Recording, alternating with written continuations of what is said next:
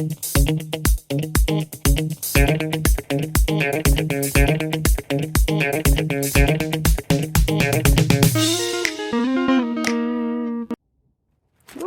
hi. Yeah, today there is a little bit of a perspective change happening, because sometimes the answers are in the details, you know. Will it be the case for the next question? Let's see.